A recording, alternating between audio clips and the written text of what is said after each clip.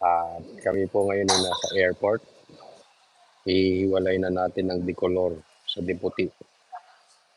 Ha?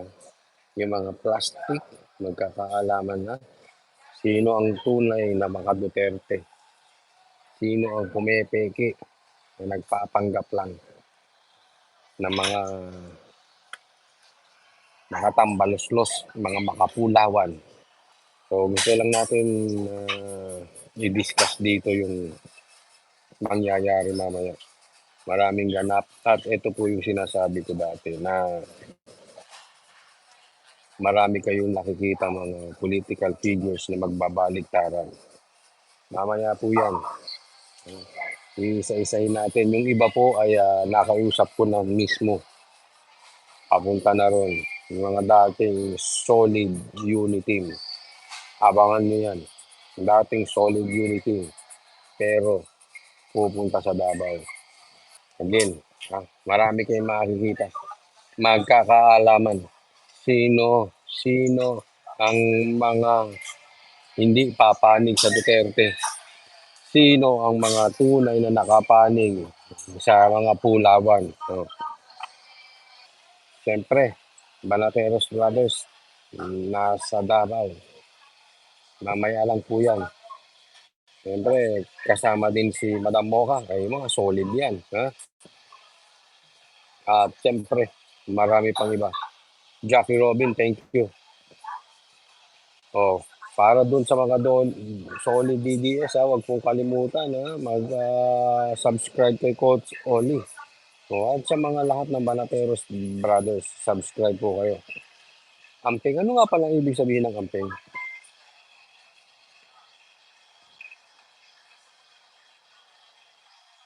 Jackie Robin, idol na idol ko si Robin. Ay, idol na idol ko si PRRD. Si Robin nagsabi. At siyempre, sabi, sana, andun nga, si Sarah at saka si Pulong. May DDS na makatambalos-los na ngayon, sir. Kilala mo rin yung sir coach. Hindi maka-DDS yun. Makapera yun. Makagago yun. Paano ka magiging DDS addict sa'yo? Kung ikaw ay makatambalos-los, makapera yun. Pinagsamang makapera at makagago yun. Yes, wala pa po tayong tulog. Anong oras start ng rally? Yung rally ay alas 4 pa, no? Yung prayer rally alas 4 pa, pero merong ganap sa umaga. Pero kami baka sa rally na kami. Nandun ang Banateros, doon ako kumpleto. Hmm.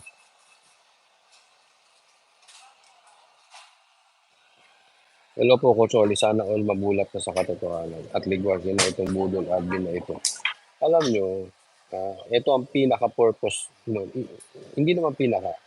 Isa sa main purpose is to ah, pigilan itong PI.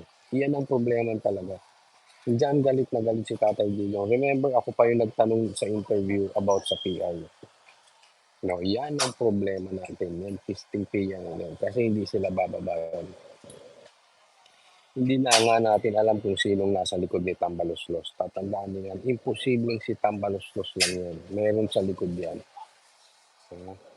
Pero para natin malabanan itong sila Tambaluslos at ang kanilang plano, huwag nating papayagan ng PI.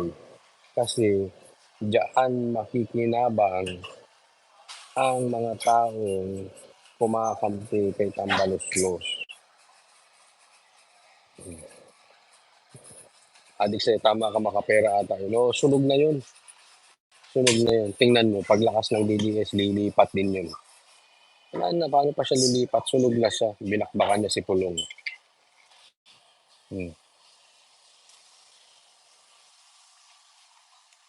Di sa film, ay nako, sabi niya, galit na si Super Ate ko. Sana totoo. Yun nga eh. Yun ang tanong doon, kung totoo. Kaya sabi ko, hanggat hindi naglalabas ng ebidensya to si Super Ate, chismis lang yun.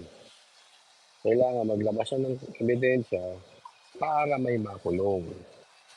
Kailangan maglabas siya ng ebidensya para may matanggal bilang speaker. Kasi kung tumakdak lang siya doon, nagpasikat lang siya. Nag-for the views lang din siya, para lang din siyang vlogger. Oh. Pero kung naglabas siya ng ebidensya, yun ang maganda.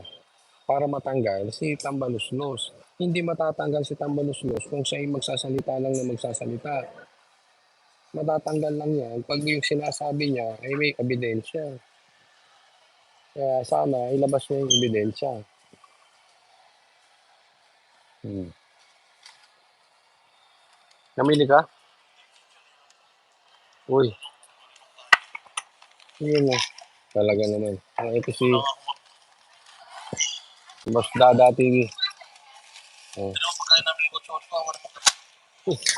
Clover. Oh. Sabi ko nga eh. Late, late nag-decide eh. Ayan, ang mahal ng ticket pag late mag-decide. Yung ano, ang ganda ng nangyari ngayon eh. Sabay. Meron sa Quirino Grandstand, meron sa Davao. Um, Diyan natin, ito yung rally na yan. Of course, ang rally ng Duterte is para sa labanan itong PI na ito na isinusulong naman itong si Tambaluslos. Pero bukod doon, ito po ay tatakan na. Tatak na po ito mamarkahan. Sino ba ang dikolor? Sino ang diputi?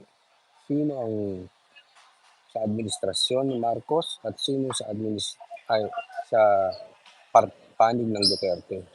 Yan na po yan. Wala na po yan. Hindi na nila pwedeng ligawin. At siyempre, makikita niyo yung tunay na Duterte kasi for a politician na mag-effort pumunta ng Davao, ibig sabihin, talagang sinadya. Kaya lang, meron tayong balita na meron na daw hakutan sa labas, papunta. Ayun, bali-balita lang po yan na may hakutan para sa dyan sa Quirino Grandstand, itong Bangon Pilipinas, meron pa raw pa-Gcash, meron pa raw mamimigay ng bigas, at inuobliga pa raw yung ibang local government. No? So, ayan na naman sila, tapos may pa-concert. So, sa madaling salita, binabalik na naman ng Unity yung kanilang style na ano, hakot, manipulate the people by bringing in actors, actress, singers, bands, etc.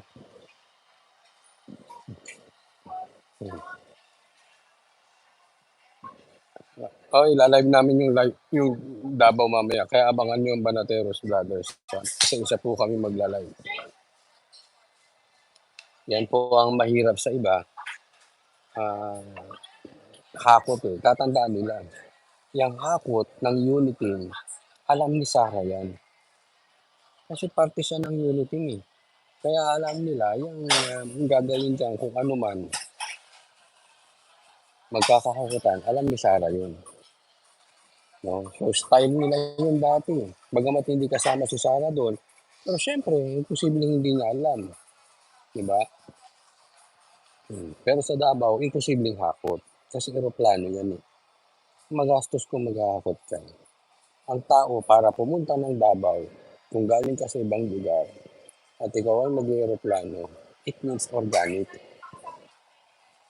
Hiling kang gumastos, kusang loob, hindi ka inobliga, hindi ka pinilit, kasi may effort. Yung sa ano, posibleng hakutin ka lang eh. Yung sa Quirino Grandstand. Oh, Coach Oli, tingnan nyo, totoo ba to sinabi ni Melit Glory?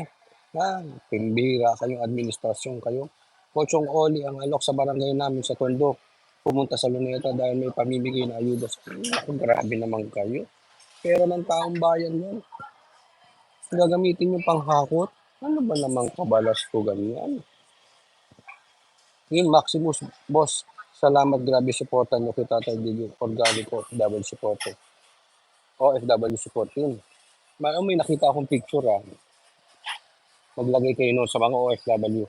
Maximus, maraming maraming maraming salamat sa support niyo. Pinakita ko kanina. Kung Dabawenyos are not for sale, may nakalagay OFW are not for sale. Lagay niyo rin yun. Maganda yun. Ang masakit, madami talaga pupunta sa Luneta, sabi ni Lisa Pem, dahil sa pera. Hindi na dahil sa pera, dahil may mga artista. Gawain na nila yan sa Unity. Papaladala ng mga artista, banda. Marisa Silva, shoutout. Ah, bukod doon, mag-ano pa sila, mag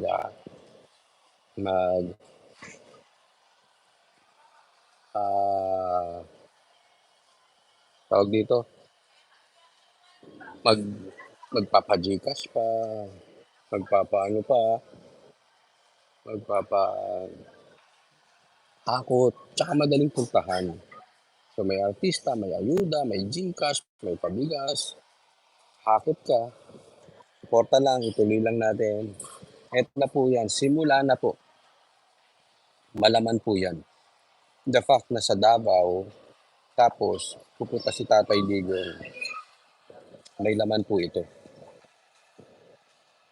Markahan na to. Markahan sinong kakampi, sinong hindi. Tessie Rubias, dadami talaga kasi may pakimkim. Oo, okay lang yun. Importante, dumami ang Davao. Mahirap po padamihin ng Davao. Kasi mahirap puntahan ng Davao. Hindi katulad ng Quirino Grandstand, madaling puntahan.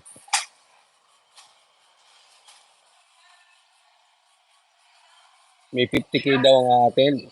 Posible. Kasi may pakimkim, may hakot, at may artista. Di umano. Yun ang sabi. Nababasa ko sa ang dami ko nababasa. Daming focus-focus na ginagawa.